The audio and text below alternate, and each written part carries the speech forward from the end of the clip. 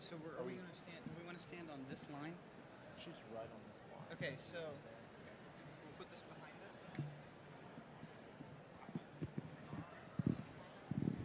Stand right here.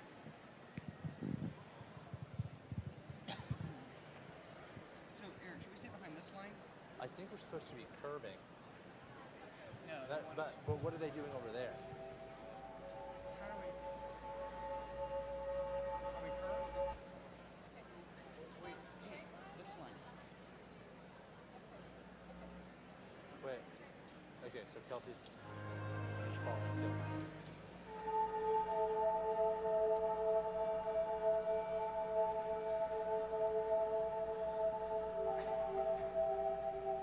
Oh, ready now? Okay. Yeah. Enactus, USA, Belmont University. Enactus, USA, Belmont University. Enactus, USA, Belmont University. Enactus, USA, Belmont University. Enactus, USA, Belmont University.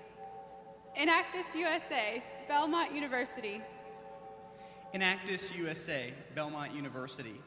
Enactus, USA, Belmont University.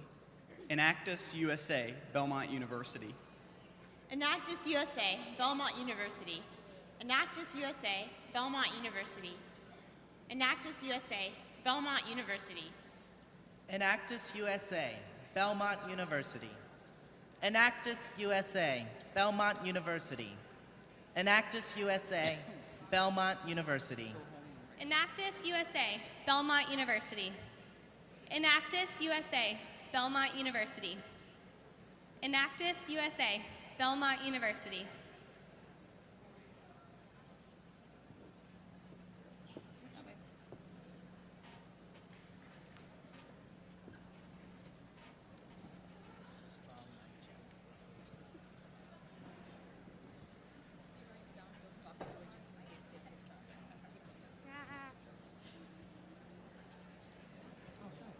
Cool presentation. I think that got their attention.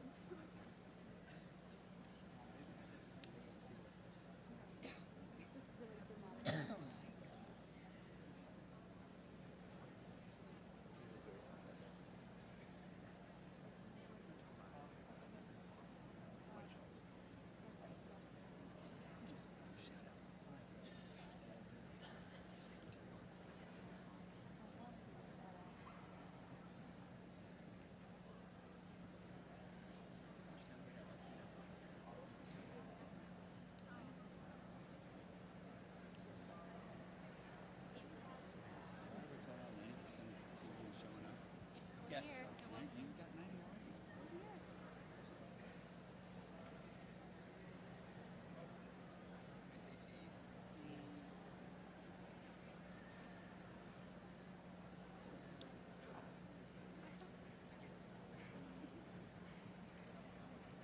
Wait, his hand was on the flash.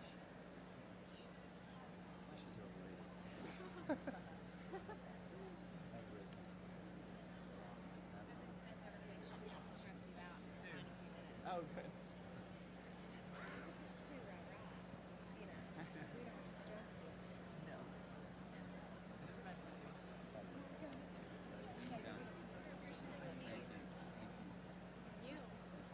Thank you.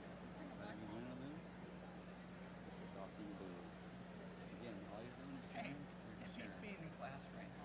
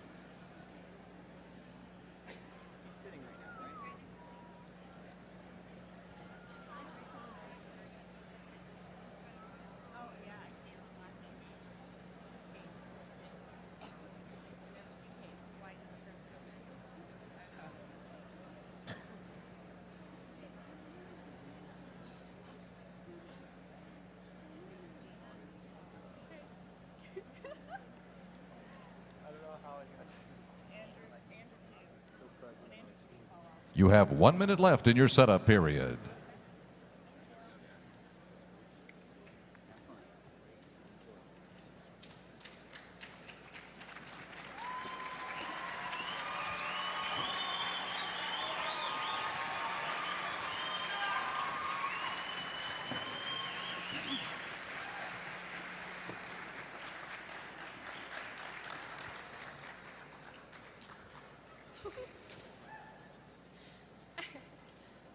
How are we holding the mic? How are we holding the mic though? Just right here. Okay, what is it? I should say that.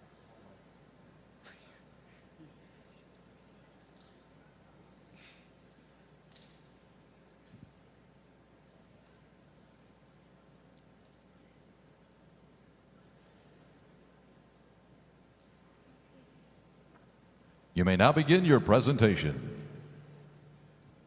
From coast to coast, nature's beauty surrounds our people. From the sand dunes of Death Valley to the snow-capped peaks of Mount McKinley. From the plunging depths of the Grand Canyons to the rising geysers at Yellowstone. From our hidden caves to ocean waves, we've been blessed with incredibly rich and diverse resources. But all of this beauty is not what most of us see each day. Instead, we see usable materials being thoughtlessly discarded into landfills, slowly destroying our environment. We see people discarding their lives for lives of crime, leading our nation to imprison more citizens than any other in the world. And we see people who have lived troubled pasts with a desire to better their futures, only to be turned away and discarded because they don't have an education or the experience to obtain employment. Our SIFE team has been moved by those discarded throughout our local and global communities. We are SIFE USA, and we're excited to share our projects with you today. These projects are much more than activities we've created to help us win a competition. Rather, they've become the lifeblood of our members. Throughout today's presentation, we'll be using a three-stage system to describe our projects. A primary goal for our projects is empowering others through free enterprise. Thus, we don't want to be the sole element for the success of our community partners. Rather, we hope to empower, educate, and equip them to operate and thrive on their own. In our Stage 1 project, students are serving on the front lines, focused on teaching business skills in our communities. Our Stage 2 projects build off these relationships that we fostered with our community partners to move them towards self-sufficiency. Through business plan creation or administrative consulting, these projects may still have students helping on the front lines, but the main focus is developing organizational sustainability. Finally, our third stage projects are nearing a handing off point, where the business or the community partner nears being self-sufficient. Although Belmont SIFE is always available to provide ongoing consulting, our goal in Phase 3 is to enable and empower the nonprofit to self-manage a sustainable, profitable, and even scalable social enterprise on its own. This year, our team has worked with 15 separate projects, including 6 projects in Stage 1, 7 projects in Stage 2, and 2 projects that have transitioned into Stage 3.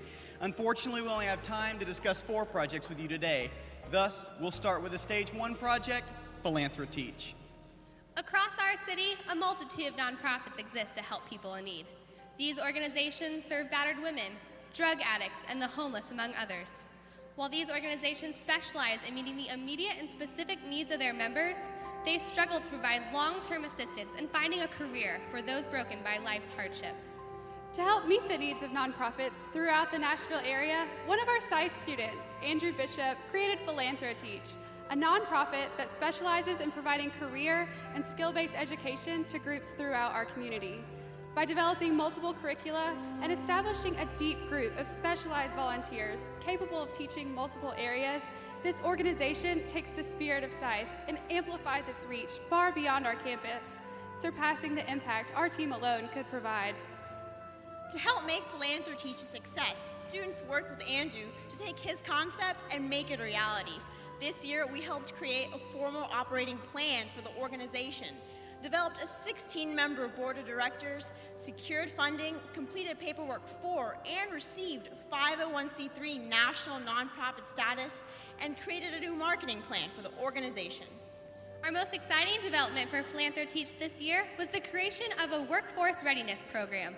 The program is an 8-week training set with 2 main goals: teaching soft skills, which include interviewing, budgeting, conflict management, and communication skills, as well as hard skills, which includes math and reading. The soft skills portion is taught by community professionals and university faculty in one-day workshops, while the soft skills portion is taught by university students throughout the 8-week training session. For the hard skills section of the material, we patterned our approach on ACT's nationally recognized key train system. This process teaches more than just the knowledge necessary for most jobs. It also leads students through the material covered on the National Career Readiness Exam. The students who pass the exam will have demonstrated that they have learned valuable business-ready knowledge, as well as obtained a tangible certificate exemplifying that their skills are ready for employment. We recently completed our first full program cycle where 7 refugees new to our country and our language achieved their National Career Readiness Certificate, proving that the knowledge they gained through our program has prepared them for a successful career. Despite the newness of the organization, over 500 community members have already received job training through the Philanthro Teach program. Through quantitative and qualitative measures, we found a consistent increase in knowledge across several learning disciplines. And since many of our partner organizations, such as the YWCA, have job placement programs, we've been an integral part of getting their clients ready for job opportunities. For many programs, Philanthro Teach has already become a core part of transitioning people from a difficult past to a successful future. Philanthro Teach is special because it provides university-level education in a human services way for women who wouldn't otherwise have access to such a stellar education. The ability to learn from Philanthro Teach, go out and get a job, is like a ticket to the ability to make your decision about whether you want to live in a violent relationship. We're really grateful to have a partner who can provide the caliber of education and training at no cost to the YWCA and to the women we serve. For our community, where almost 1 in 5 are at or below the poverty line, career readiness is providing much more than rehabilitation for those struggling at nonprofits throughout the Nashville area. It's providing hope, stability, and a chance at a new life.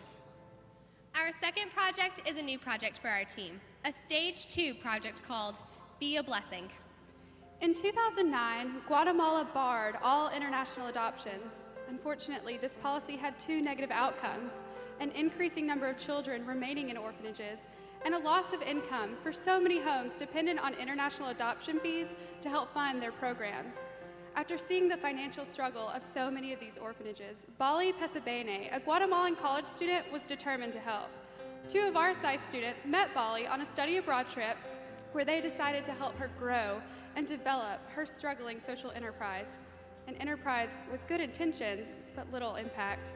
When we started working with Bali, she was making bracelets on her own and struggling to find ways to expand.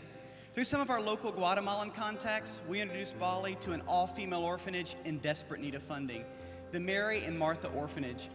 The organization houses 105 girls who have been abandoned, abused, or become pregnant as victims of incest. We worked with Bali to develop a relationship with the nuns at the orphanage. Instead of just giving the orphanage money, we decided to involve the older girls in this enterprise to give them a sense of ownership and pride in supporting their home. The relationship was a natural fit considering the older girls are already enjoying making the bracelets during their daily craft time. Now with supplies coming from Bali, these daily crafts would be sold with the proceeds going directly to the orphanage. We started from the beginning. We helped Bali set up a separate bank account and discussed how to use funds from the sale of bracelets to manage new inventory and other fees. We explained basic inventory strategies and helped create product tags to market and display the bracelets. We also discussed the importance of keeping track of sales information, both for basic accounting and potential fundraising opportunities.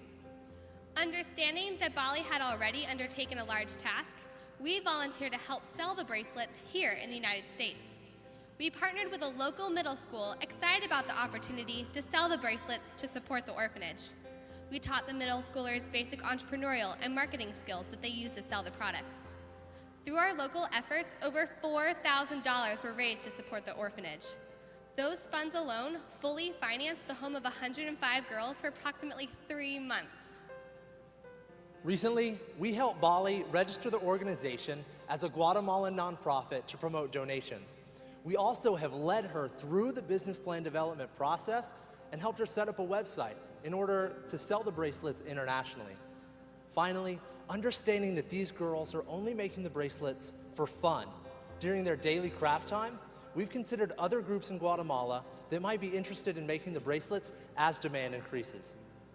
Through the Be a Blessing program, we've fostered an entrepreneurial spirit within our local and global community and kept a struggling orphanage running despite harsh economic conditions, all through the power of free enterprise. Our next project is a Stage 3 project, Fashionable.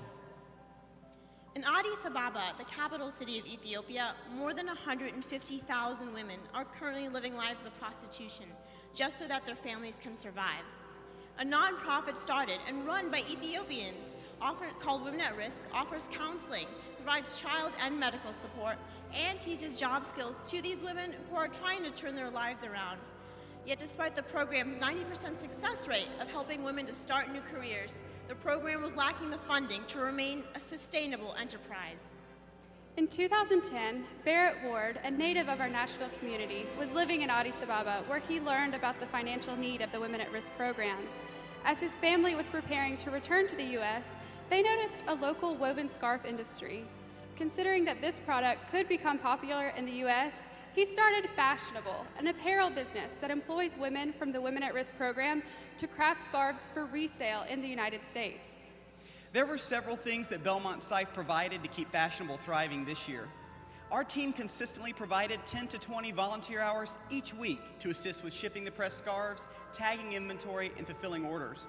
We helped Fashionable find a SIFE student to serve as an intern and a full-time employee. We continue to house Fashionable in our social enterprise incubator. And also, one of our favorite new activities this year was a holiday fashion show, a huge success that brought in over $1,200 in revenue and showcased the mission of the organization to our community. Our most effective strategy for Fashionable this year was a focus to increase Fashionable's retail presence. By visiting apparel markets in Atlanta and LA, our SIFE team increased the number of store locations for Fashionable products from 70 to 254 retailers. These efforts helped Fashionable to earn over $330,000 in sales revenue this year alone. That's a $255,000 increase from last year. But as with all of our Stage 3 projects, we have a continued goal of taking the project from its current point to self-sufficiency. There were several things we did to advance Fashionable to that point this year. Surprisingly, the founder had not developed a business plan for the organization and asked us to do so. That plan was used to secure funding that made Fashionable's 2011 holiday season possible. We recently worked to refine that business plan with Barrett, so it includes financial projections for the next 3 years. We're continuing to consult with Barrett, answering his questions and helping as his business becomes more self-sustainable. But most importantly, we're helping to change the lives of women in Ethiopia.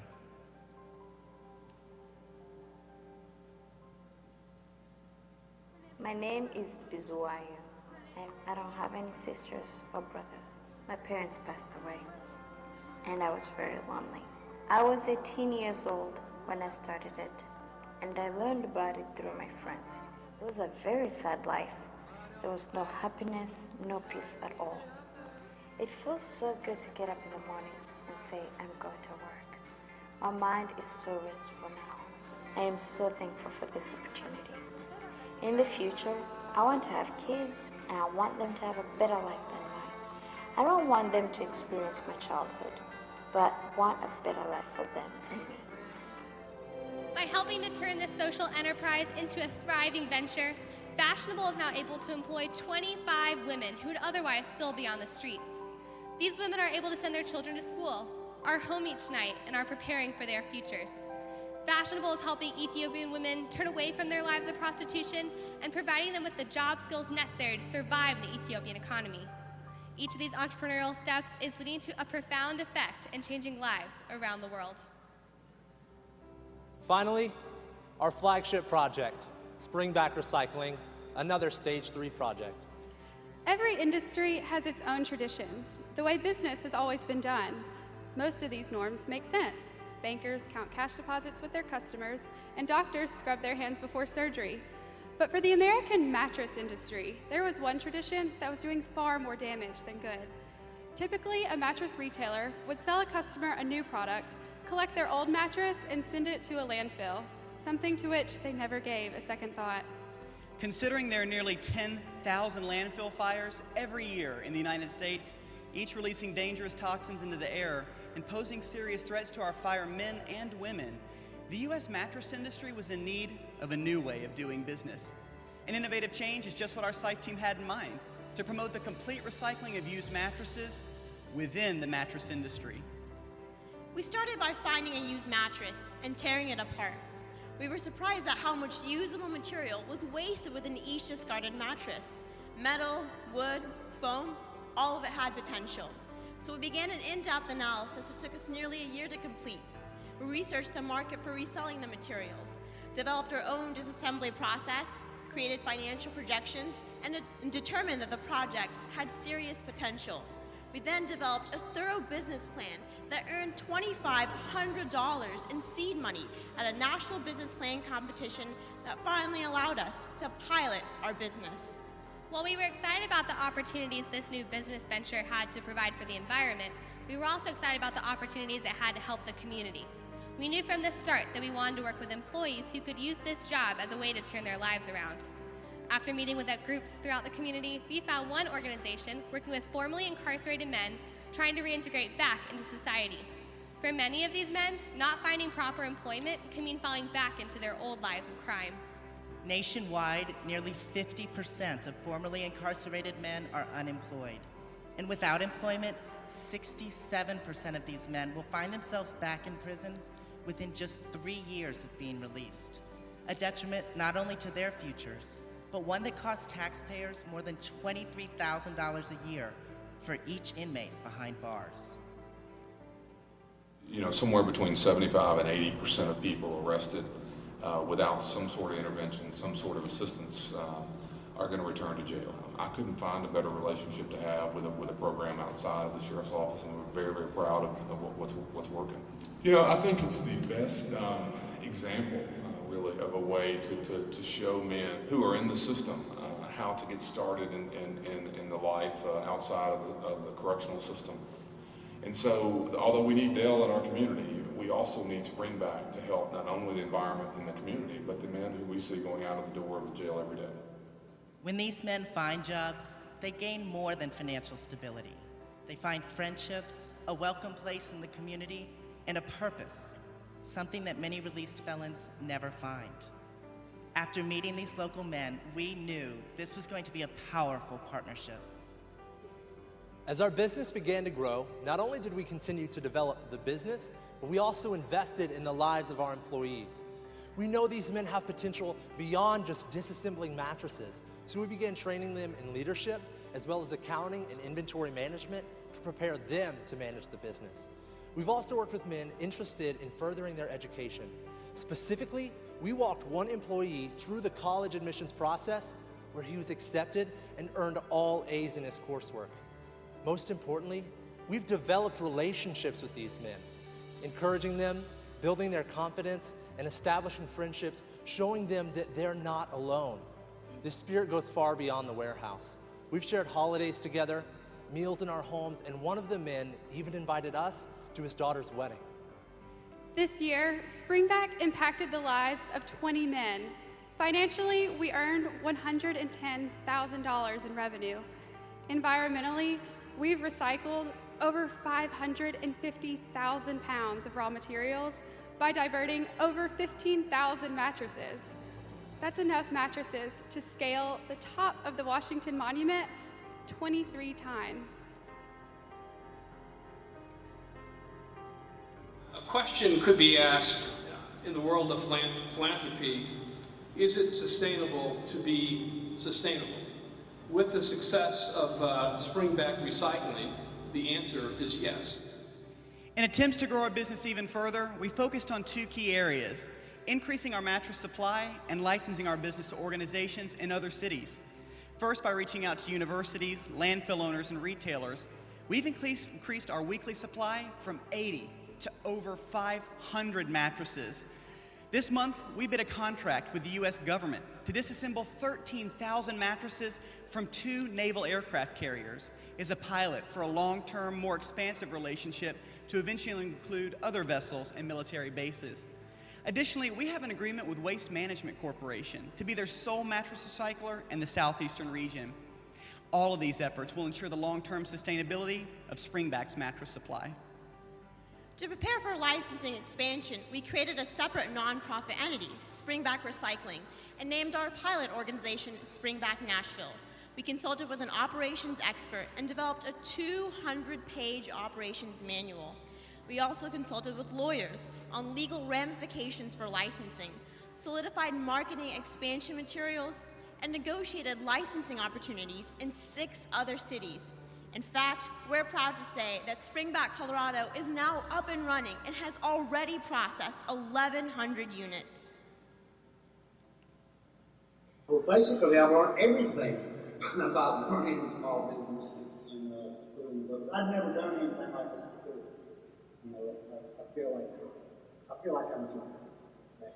And plus, in the position that I'm in, working with employees every day and knowing their backgrounds, I'm seeing the lives of I was incarcerated and I was going through the work release program, just keeping me away from the street life out there selling drugs, and it just motivated me. I know I can do much better.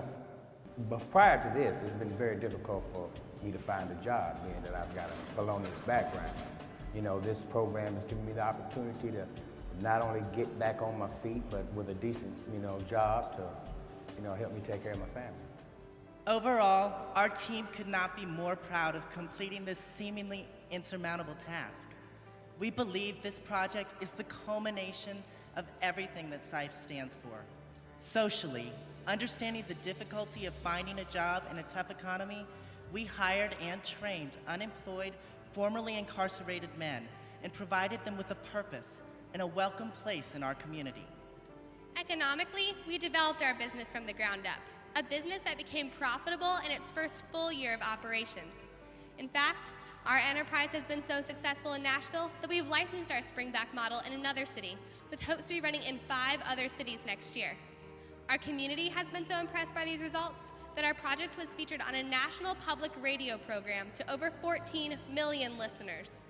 Environmentally, we took potential trash and replaced its centuries of decomposition with an immediate use in our U.S. economy, thus cleaning our air, reducing our waste, and eliminating a major cause of landfill fires. Additionally, we've been working with Congresswoman Blackburn and the International Sleep Products Association to draft legislation and curb mattress disposal in landfills nationwide. Quantitatively, we've measured everything, from the minutes needed to disassemble a mattress to our sales and cost ratios necessary to make our business a profitable and sustainable venture. These steps have changed those employed to help them start new lives and set positive examples for other inmates, not to mention the environmental impacts that will truly last for generations. What others have discarded, we valued and made an integral part of our society. By taking over 500 adults through career readiness programs, guided by our highly knowledgeable and experienced instructors, we've given those discarded by industry the chance at a career and a better life. By working with a Guatemalan social entrepreneur, teaching her entrepreneurial skills, and raising over $4,000 to supplement a shrinking orphanage's budget, we've taken those discarded by their families and provided them with meals and an education. By helping a local nonprofit that supports women in Ethiopia, transitioning from lives of prostitution to gaining employment, earning over $330,000 to support their program, we're taking those discarded by a foreign culture and giving them the chance to provide for their families.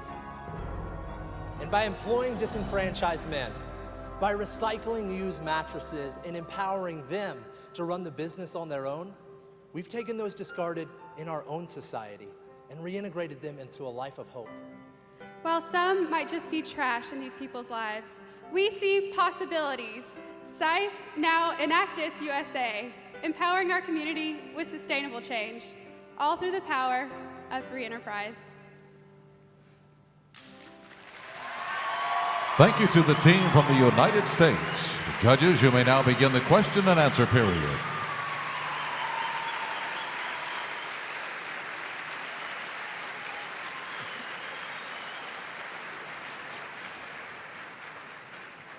Hi. I was just wondering, you mentioned you had 20 people working on the Springback project, and the revenue was $100,000. That didn't jive with me. Could you explain how much you pay these men and how the finances work? Yeah, I can take that. We pay these men $8 an hour, and with plans to increase that wage to $10 an hour. The finances, basically, with each mattress, we have revenue on both streams. First, on the first part, we get revenue from our mattress retailer, which ranges to $4 to $5 per mattress.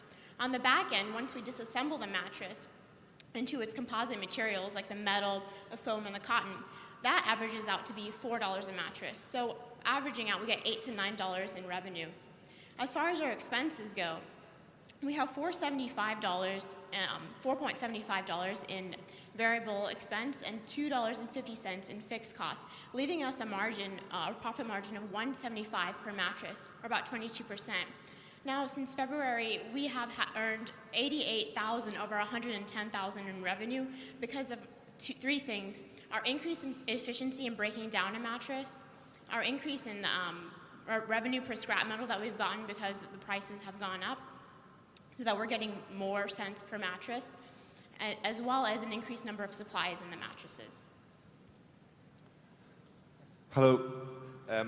Obviously, a key part of your projects have been finding good partners in the Ethiopian project in Guatemala and indeed with Zaya, with the prisoners.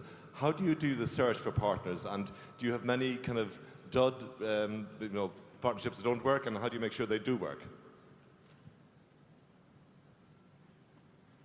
Sure, I think finding a fitting partner is one of the biggest keys to our success. Each year when we're gearing up and looking at potential new partnerships, we want to make sure that it's a good fit between the needs of the nonprofit partner and the skill set that our team is able to provide. So we usually do a very thorough needs assessment for each potential community partner and then make sure that's a good fit for our team and what we're able to provide. And just to add to that, one thing that we developed was that three-phase tiering system, because a lot of people come to us in need of help, and a lot of people come to us in wanting of the expertise at our university. So we've developed that tiering system to put everybody in a place, figure out where they're exactly at, and eventually it's our goal to maximize the potential and move them through the levels until eventually they hopefully can get to level 3, where they maybe have a sustainable social enterprise that can sustain on its own. Congratulations on your success. A question on the Be a Blessing. How do you, you've done some fundraising, how do you keep that going? What's sustainable about that? It's actually very sustainable, which is extremely exciting to us. In Guatemala, Bali Pesabene runs Be a Blessing on that side of things. So she's selling the bracelets in the drugstore chain there, which is similar to like Walgreens here or something like that. So she's selling the bracelets there as well as in the city. Here, 4 U.S. schools, middle schools and high schools, sell the bracelets to their classmates, to their families. The students sell them. And that's actually also completely sustainable because it's all through the diocese. So the schools are actually soliciting each other to sell the bracelets on their own. Quick question. What do you do with the mattresses once they're disassembled? What do you do with the springs and the wood? Who buys it? Yes, thank you. What becomes of it? We're so proud to say that with these mattresses, we recycle 100% of the materials. So once we cut them open, we've got foam, cotton, steel, and wood. Those materials are baled in our equipment and then sold to scrap buyers. The scrap buyers are going to refine those and then put them back into the raw materials market. So that's full recycling. The wood is also made into mulch.